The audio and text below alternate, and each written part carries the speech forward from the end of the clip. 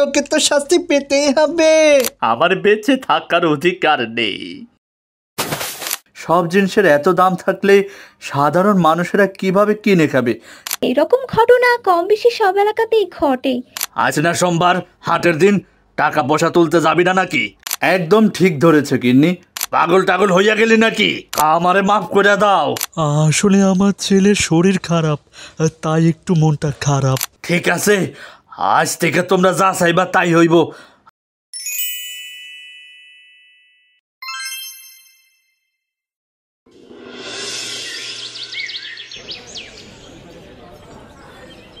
আমাকে ডাকছেন কর্তা বাবু? তোর নাকি 5 মাসের কর বাকি, ভালোই ভালোই টাকা দিবি নাকি অন্য ব্যবস্থা নিব? আসলে কর্তা বাবু, আমি যে টাকা পাই তা দিয়ে আমার সংসারে ঠিকভাবে চলতে পারে না। আপনার যে কিভাবে কর দেব বলেন? এই হাটে দোকান করতে হলে না খেয়ে হলেও কর দিতে হয়, জানিস না? ওকে ওভাবে বলে হবে না, ওকে উচিত শিক্ষা দিতে হবে কর্তা বাবু, না হলে কিন্তু গ্রামের মানুষ আপনাকে ভয় পাবে না। নরেন, ঠিক বলছস। যে আমার কথা মতো কর পরিশোধ করব না, তার এই গ্রামে ব্যবসাকরণ বন্ধ, সাথে 50টা বেতের ঘা পাইতইব। না না কর্তা বাবু, এত শাস্তি দিলে আমরা তো মারাই যাব। আমাকে মাফ করে দেন, মাফ করে দেন। আমার বউ বাচ্চা আছে, আমি ছাড়া তারা কিভাবে চলবো? আমারে মাফ করে দেন। কোনো মাফ নেই। তুই কর্তা বাবুর কর পরিশোধ করিসনি, তোকে তো শাস্তি পেতেই হবে। ও মা গো, বাঁচাও বাঁচাও, মরে গেলাম গো, ও মা গো। হইছে হইছে, আর পেটাইতে হইব না। আর ও যাতে গ্রামের কোথাও দোকান করতে না পারে সেদিকেও খেয়াল রাখবি। গ্রামের লোক দেখুক আমার কর ঠিক মতো না দিলে কি হয়। আমার সব শেষ, এখন আমি কি করব? কিভাবে বউ বাচ্চার মুখে খাবার তুলে দেব? যদি বউ বাচ্চার মুখে খাবার তুলে দিতে নাই পারি, তাহলে বেঁচে থেকে আমার কি লাভ? আমার বেঁচে থাকার অধিকার নেই।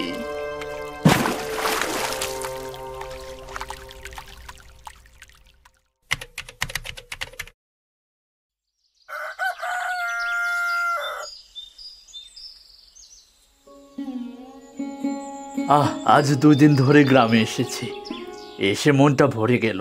সেই কবে গ্রাম ছেড়েছিলাম, এত বছরেও গ্রামটা একদম বদলায়নি, বুঝলে?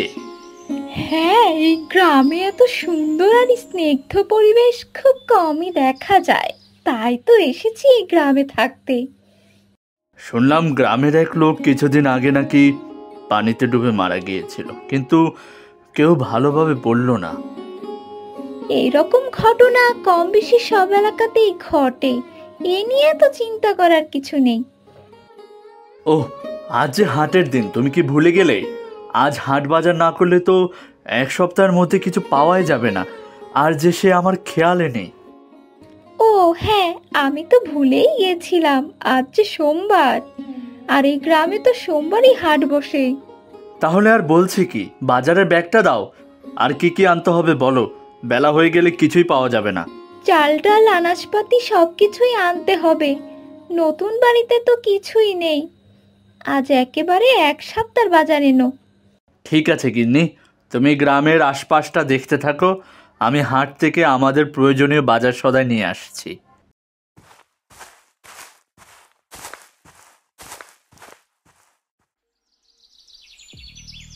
কিরে নরেন, হাটের কি খবর? সবাই কি সময় মতো আমার কর পরিশোধ করতেছে, নাকি বাকি টাকি আছে কারো? না কর্তা বাবু, লালু মারার পর সবাই আপনাকে জমের মতো ভয় পায়, সেই ভয়ে সবাই টাকা সময় মতো দিয়ে দিচ্ছে। লালু আত্মহত্যা কইরা মইরা ভালোই হয়েছে, এতে আমার সাপও মূল্য আর লাঠিও ভাঙলো না। তা যা বলেছেন, শালা মরেই আমাদের আরো উপকার হয়েছে। ওর পরিবারের এখন কোনো খোঁজ খবরও নেই যে আমাদের বিরুদ্ধে কিছু বলবে।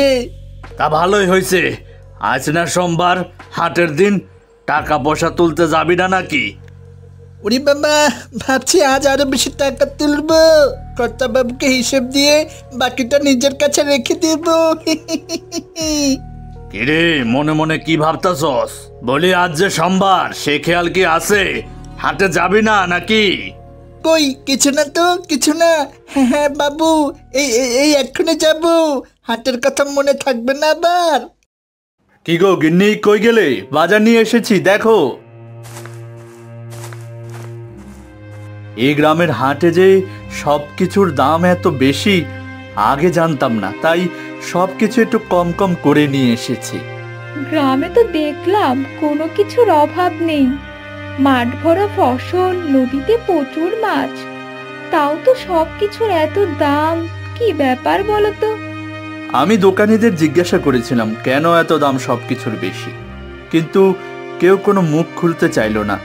আবার কয়েকজন বলল এখানে নাকি সারা বছরে সব কিছুর দাম কিছুটা বেশিই থাকে। এটা কেমন কথা?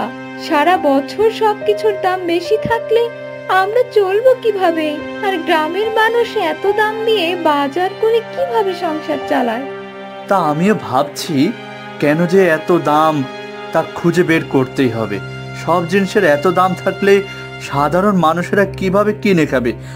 থাক, এখনকার মতো এ দিয়েই চালিয়ে নিতে হবে, কি আর করার। তবে আমার মনে হয় গ্রামে কেউ এইসব কিছুর দাম বাড়িয়ে দিয়েছে, তাই সবকিছুর এত দাম।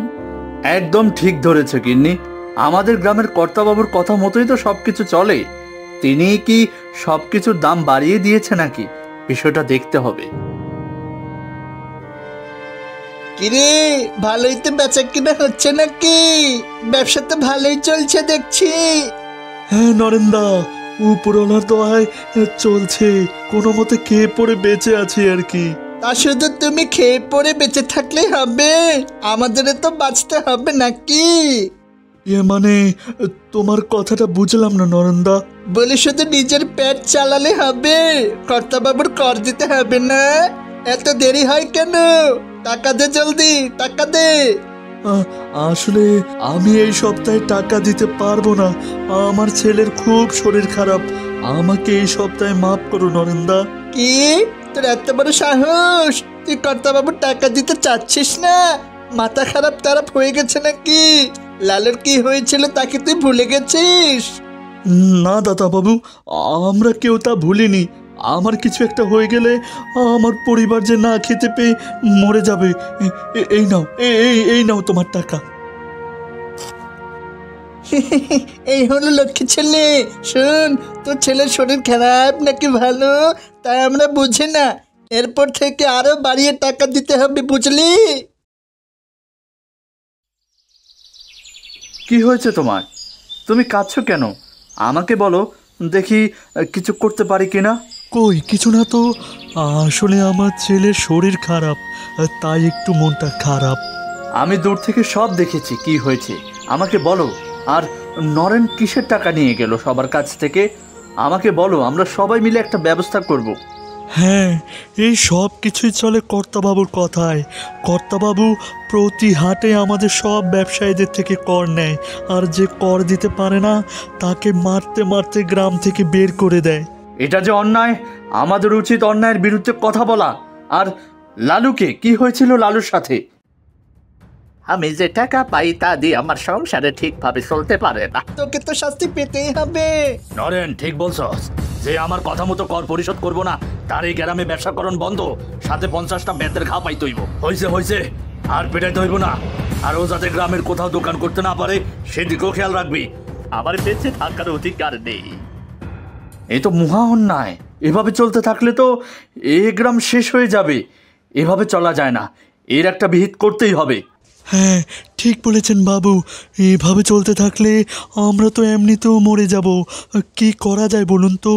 আজ হাট শেষে সব দোকানিকে বলবে এক হয়ে কর্তাবাবুর বাড়িতে যাব, আর এর একটা ব্যবস্থা করতেই হবে।